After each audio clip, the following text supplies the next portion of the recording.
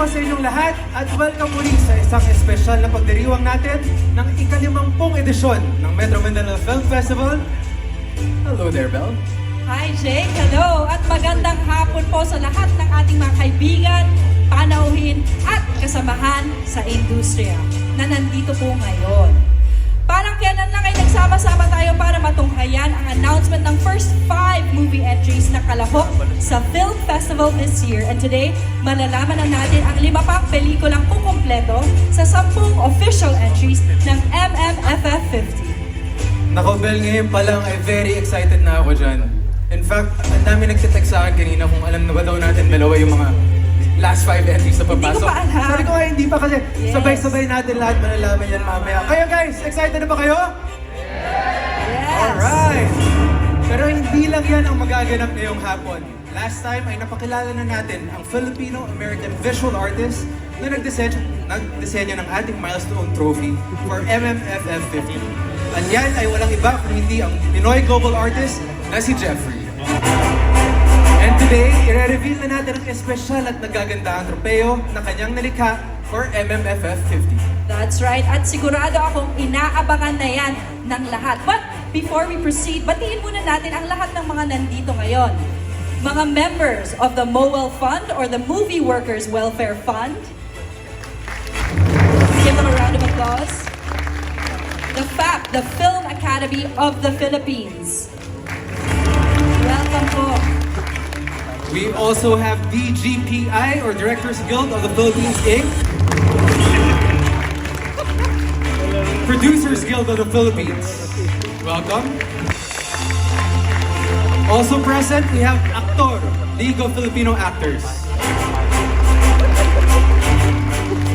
Siyempre, nandiyan din ang MMFF Executive Committee. MMDA. Welcome. Of course, our producers, actors, directors, and members of the press. Yes. Thank you guys. Now this is really getting more and more exciting. Kaya naman wag na natin patagalin pa. Now to give his opening message, let's call on MMFF50 and MMDA Chairman, Attorney Romando Artes.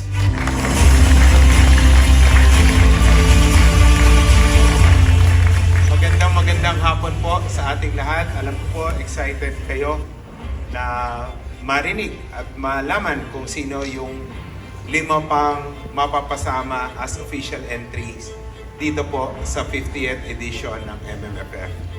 Noong papunta po ako dito, may mixed emotions po ako. Dahil masaya ako dahil record-breaking 70 entries ang na-receive natin. 39 na scripts at 31 na finished films. So makikita po natin yung passion ng mga taga-industriya na kahit mahirap ay patuloy na gumagawa ng pelikula. So palakpakan po natin lahat po ng taga-industriya ng pelikula.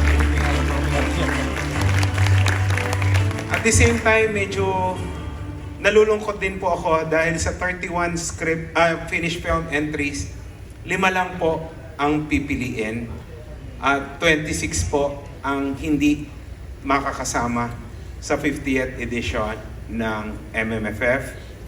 Kanina po nag-uusap kami ng aming team. Sabi po nila para po mabigyan pa rin ng venue yun pong mga pelikulang hindi makakalahok dito sa 50th edition natin. Titingnan po namin kung kaya pa na makapag-mount tayo ng another summer film festival po. So, hindi ko na po pagtatagalin. Good luck po sa mga nag-submit ng entries. Alam ko po, nahirapan po ang ating selection committee sa pagpili po nitong 5 mapapapasok na official entries. At good luck po sa ating lahat. And now to give a special message of support, tawagin naman natin ang mga heads and representatives ng iba't ibang organisasyon sa ating industriya, starting off with MOWEL Fund, Let's all welcome Miss Boots Anson Roa Rodrigo.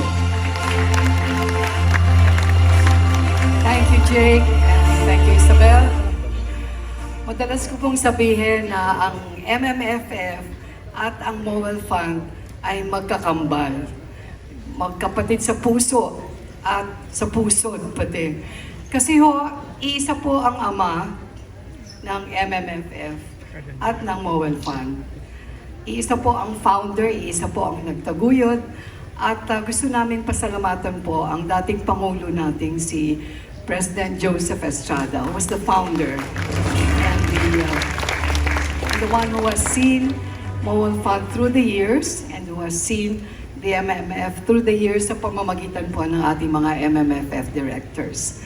At sa hapang pong ito ay pinapasalamatan din po namin ang lahat po ng nagpatakbo na mahala ng Mobile Fund all of these 50 years. Isa na po dyan si Jessie Ejercito. At yan pong mga miyembro po namin, more than 4,000, na dahilan po para po sa existence and the sustainability of Mobile Fund. Sa kanila pong lahat, iniaalay po namin ang patuloy na pagpupunyagi ng Mobile Fund para po sa ating mga marginalized workers in the industry. And together we would like to thank the MMFF for being at our side all of these 50 years. Thank you. Thank you, Miss Boots Anson Roa, a pioneer and an icon in the industry. Let's give her another round of applause, guys. And now, from the Film Academy of the Philippines, let's call on Director General Paulo Villaluna. Magandang hapon. Maraming salamat kay Chairman Artes at sa Metro Manila Film Festival, not only for inviting the Film Academy of the Philippines, but more importantly, yung mga film guilds natin. Ito ay isang pagkilala na importante ang mga manggagawa ng film industry. Maraming salamat po. Maraming salamat sa MMDA at sa mga producers sa patuloy ang paggawa ng mga pelikula. Suportahan natin ang pelikulang Pilipino, suportahan natin ang Metro Manila Film Festival. Ang Metro Manila Film Festival ay hindi lang festival. It is actually a festival of our shared Filipino spirit. Here's to more stories. Mabuhay ang Metro Manila Film Festival. Mabuhay ang pelikulang Pilipino. And now from the Directors Guild of the Philippines, let's call on DGPI President Mark Maley. Maraming salamat. Malaking bagay yung nangyaring itong nakaraang 2 taon. Unang-una, milestones na tumutulong sa Philippine movie industry. Una yung pagpasa bilang batas ng Philippine Creative Industries Development Act. At pangalawa, yung nagbebenepisyo sa mga manggagawa, yung Eddie Garcia Act ay pumasa ngayon. So, at ngayon, of course, we're celebrating 50 years ng Metro Manila Film Festival. Ako po ay honored ngayong taon na to dahil yung the 2 important laws that would benefit the film industry. Tas alam niyo po, ako po ay beneficiary ng Mobile Fund Film Institute. Graduate po ako sa Mobile Fund Film Institute. At yung unang-una ko pong pelikula ay isa sa mga sunerte na kasama noong 2004, 2003, 20 years ago, yung Crying Ladies. And yung Metro Manila Film Festival, ang pinaka-importanting event na nangyayari sa Philippine film industry at sa buong bansa. At importante ito, mahalaga ito dahil yung buong industriya ng pelikulang Pilipino ay nabubuhay at it opens a lot of doors, lalo-lalo na ngayon for the past so many years and most recently last year, yung mga pelikula ng Metro Manila Film Festival ay pinalalabas na rin sa ibang bansa. So ganon kalaki ang impact ng Metro Manila Film Festival. So ito pong darating na na Metro Manila Film Festival is very special. It's 50 years. At sana po supportahan natin. At let's make it the biggest film festival in the country ever. Thank you very much. Thank you po, DG, PI, President Mark Mailey. Ang ganda po ng kwento na he came from the Mobile Fund. And 20 years ago, I remember that movie, Crying Babies. How beautiful. Okay, now, from the Film Producers Guild of the Philippines, let's call on Director Percy Intalan.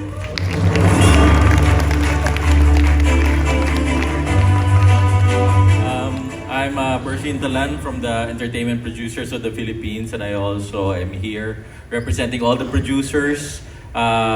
Hindi madaling maging producer sa panahon na to, but there are so many na naniniwala at naninindigan that this is worth doing. So salute sa lahat ng mga producers. Sa mga nag-participate, maraming salamat at nandito pa tayo ngayon. Pero more than anything sa MMFF, thank you. Lagi sinasabi ang MMFF tradition na. Pero these days, hindi siya tradition, lifeline siya ng industriya. In these uncertain times, the MMFF has become a beacon of hope for the industry. Kasi nakikita natin na may audience. For most of the year, nag-aakala tayo na wala. Hindi na sila dumadating, marami na sila ibang pinapanood. And then, last year's MMFF came along. And this proved everything. So kita natin, I mean, the fact that last year's MMFF was the biggest of them all is a sign to the whole industry na hindi, buhay na buhay. Kailangan lang talagang, bigyan ng dahilan, bigyan ng event para ma-excite ulit ang tao. And the MMFF is that. So maraming salamat sa MMFF. Maraming salamat sa buong team, sa Execom, sa Selection Committee. Because your job is not easy because eto kami, 70 film projects, came knocking, and I'm sure hindi yung madali na pasadahan lahat. And we appreciate the effort that you've been doing. But it's also encouraging all of us to bring out our best, diba? To do our best, to bring out something new, to excite the audience again. And so I think after 50 years, this is really a golden era for the MMFF because everybody's excited about it. The filmmakers, the people behind the MMFF, and most importantly, the audience. So, mabuhay ang pelikulang Pilipino, mabuhay ang Metro Manila Film Festival. Thank you, Direk Percy, for that not only wonderful but very inspiring and Yes. encouraging message. All right, next up, from Actor or League of Filipino Actors, let's call on Mr. Joel Saracho.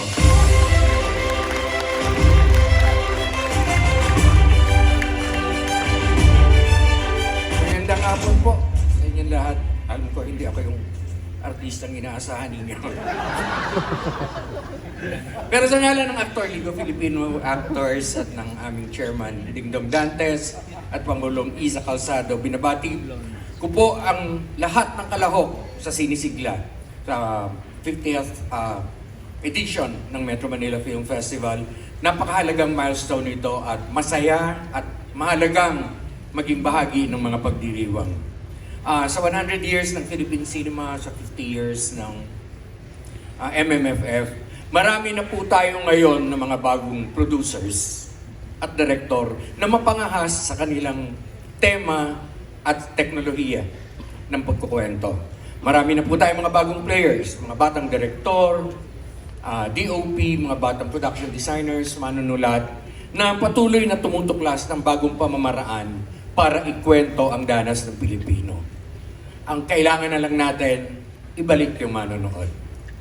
Pero sa bagong pamunuan ng mga institusyon sa pelikula, Joey Reyes ng FDCP, si Paolo Villaluna ng Film Academy, sa tulong ng iba pang institusyon ng gobyerno gaya ng MMDA, inaasahan po natin ang mga pagbabago, sabi nga ni Percy, ang pagbabalik ng golden age ng Philippine cinema.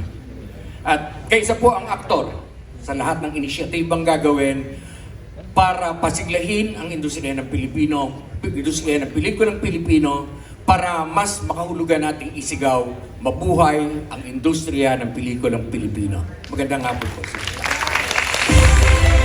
The amusement taxes waived by the LGUs from MMFF was 100% given to MMFF beneficiaries such as the Movie Workers Welfare Fund or the MOWEL Fund, the Film Academy of the Philippines or FAP, Motion Picture Anti-Film Piracy Council, and the Optical Media Board or GOMB, and the Film Development Council or FDCP.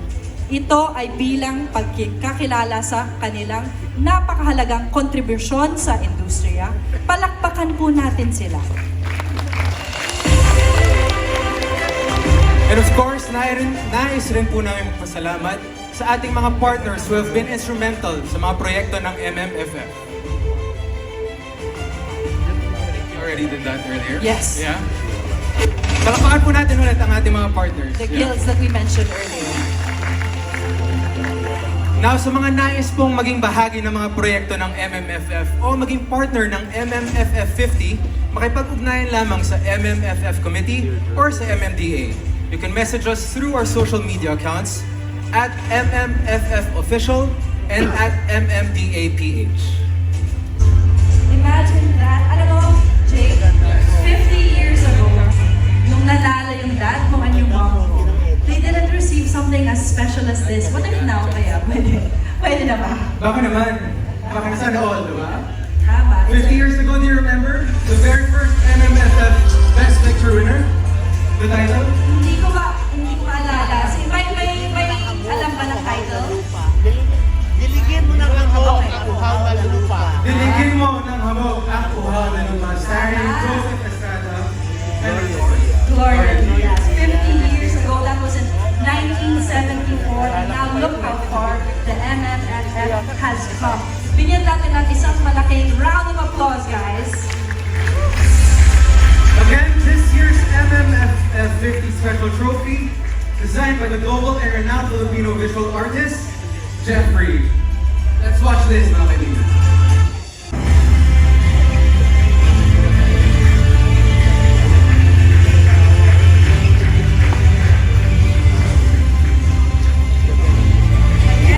Movie entries for MMFF50. Let's call on former DILG Secretary and former MMFF Overall Chairman, Mr. Benhur Abalos, and MMFF50 Selection Committee Chairman, Mr. Jesse Ejercito, ang aking tito. Sasamahan po sila ng member ng MMFF Executive Committee, Attorney Rochelle Ona. And of course, joining them also is MMFF and MMDA Chairman, Attorney Don Artes.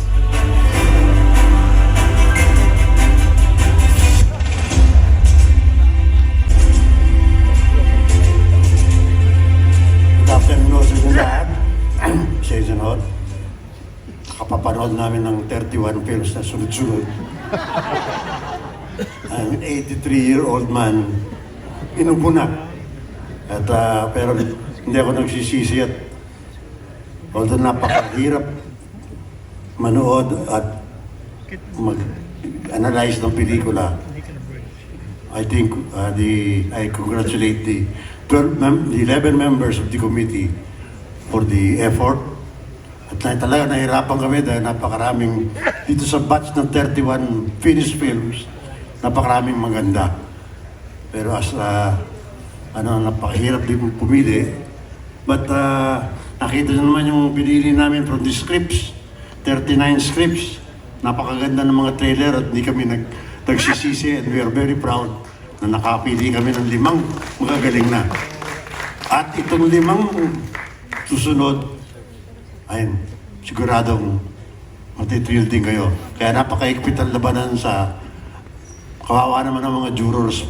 Pag nag-decide sila kung sino ang bibigyan ng napakagandang mga trophy for the 50th year, the festival. Now, explain ko lang, ang dalawang procedure nga nung screening committee. Yung una, from the script, we have to read 39 scripts and rate them according to 40% artistic excellence, 40% commercial viability, 10% Filipino cultural sensibility, and 10% for global appeal. So we have rate them, lahat kami may score sheet which we submitted to the Secretariat for kahapon.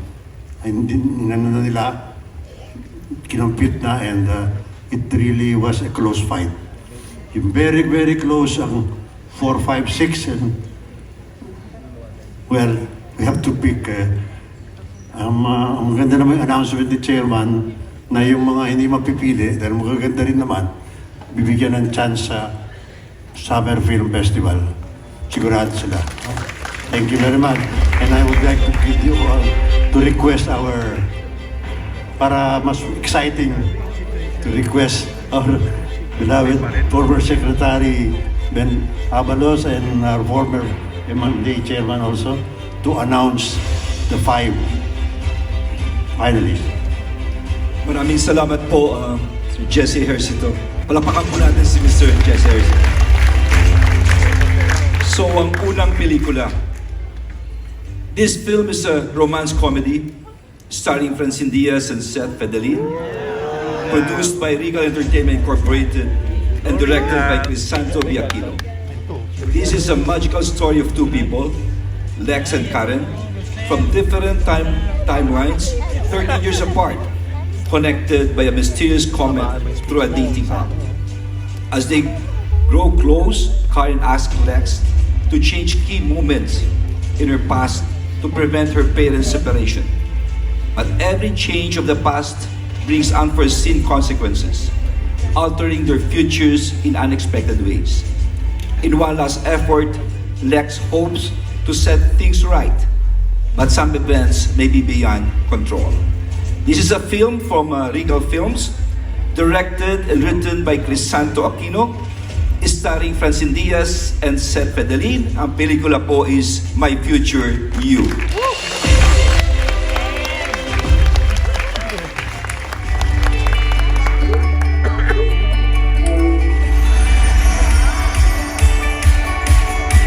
And the crew of the movie to come up on stage.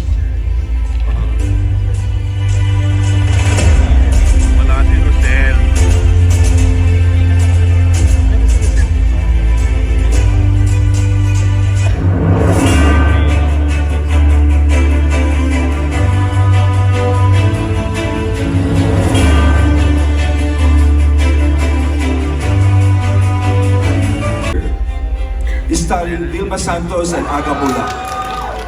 Produced by Metro Production and directed by Dan Villegas. This movie is about Eva Candelaria, who has been waiting for this day for the last 10 years, the birthday party of Gilly Vega, the billionaire who brutally murdered her only daughter 10 years ago and got away with the crime. Eva arrived at the party disguised as a socialite, navigating the party as she one by one stalks every single person involved with her daughter's murder, going through the ranks one by one until she gets to her main target. And armed with no plan, Eva's options dwindle as the night wears on. Will she see her mission through or die trying? Again, this is a film from Metro Productions, directed by Dan Villegas, written by Dodo Dayaw, starring Vilma Santos and Aga Bula. Ang pelikula po, Uninvited.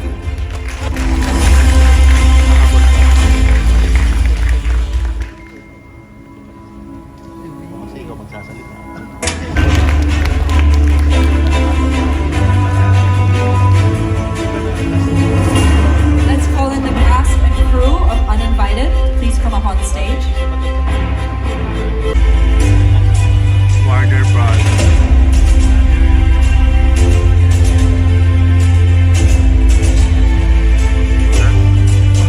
Yes.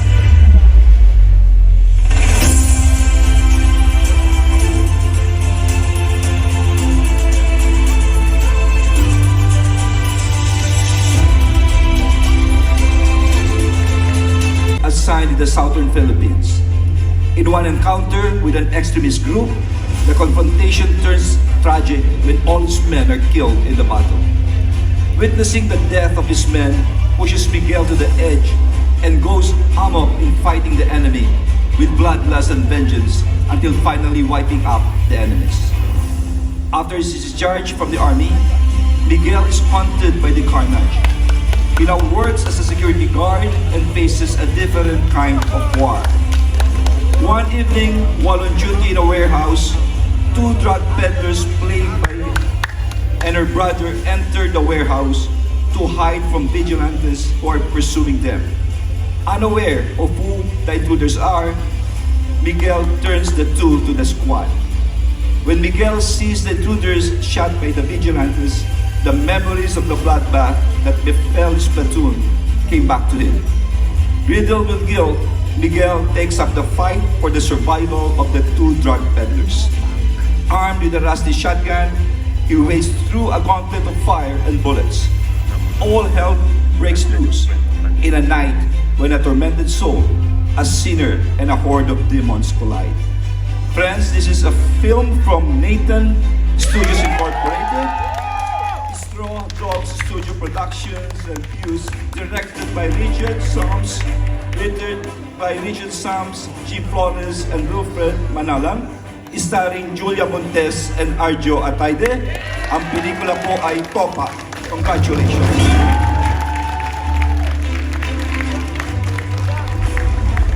Nandiyo ako sa mga katropa ko.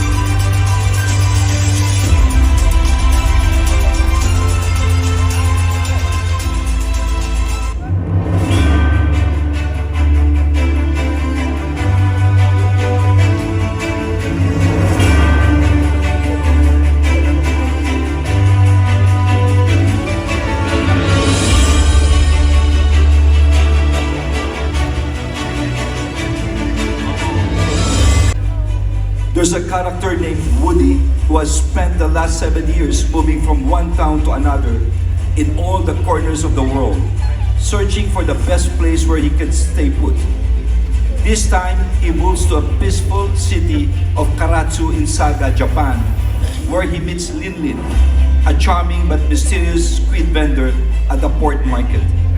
They immediately hit it off, and Woody starts to believe that he has found a permanent place he could call home. But Lin has some sort of a psychic ability. That is, a person who is within a 3-foot radius from her, she can foresee whether that person will hurt her or bring her joy. Such a skill has prevented Lin from being hurt by her people, especially men. However, it has also kept Lin into a life of isolation and hypervigilance. Unfortunately, once Woodley returns the space within Lin's 3-foot radius, he is deemed as a person who would hurt her in spite of everything going smoothly between the two.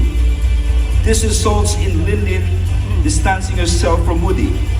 How can Woody convince Lin that he's the right one for her? If Lin's psychic ability dictates that he is not the one, will the power of Woody's love be enough to defy Lin's romantic destiny? How will Woody win the heart of the psychic girl? My dear friends, this is a film from Viva Communications, directed and written by Jason Pollack Samana, starring Julia Barreto and Carlo Aquino. Hold Me Close ang ating pong pelikula.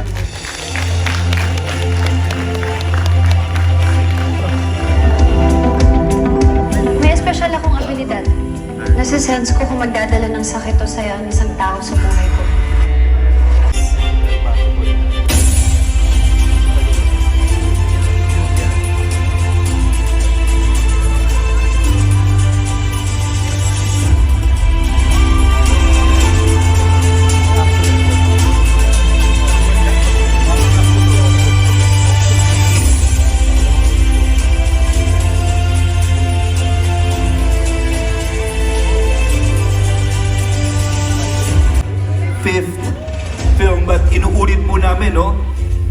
Yun daw hindi makakasama. Sabi ni Chairman, meron po tayo Summer Film Festival. Okay? So, okay. This last or fifth finalist is about a film. It's about a character named Monette. Her mother Rosa and son Keith from a dysfunctional family. They both ended up falling in love with married men. Monette with Jack and Rosa with Pabling. The harvest from the rice land of Pabling helped them survive all these years. When drought reached them, they shifted to the buy and sell of antique products. After the burial of Pabling, a painting appears on their doorstep. This was about the same time that the real wife of Pabling arrives, along with her 2 children, claiming the land that her family owns. However, during the 9 days of the Pasiam, people disappear one after another. Fearing for their lives, Monette and Rosa do everything to find out the cause of the disappearances. In doing so, utmost betrayal is slowly unraveled. This is a film from Quantum Films, Cineco Productions, and Purple Bunny Productions. Directed by Chito Ronyo, written by Chris Martinez, starring Judy Ann Santos and Lorna Tolentino. Espantaho po ang pelikula. Congratulations! Maawaing Jesus ko, lingapin mo ng mahabaging mong mga mata.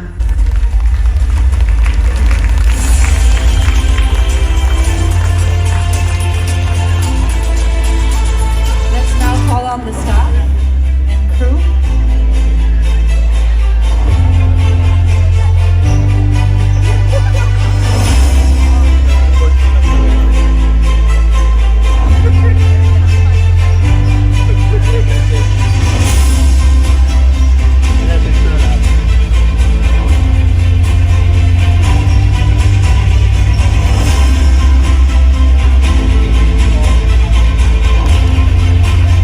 May we call in the stars and other production team of all 10 movies on stage for a quick photo op.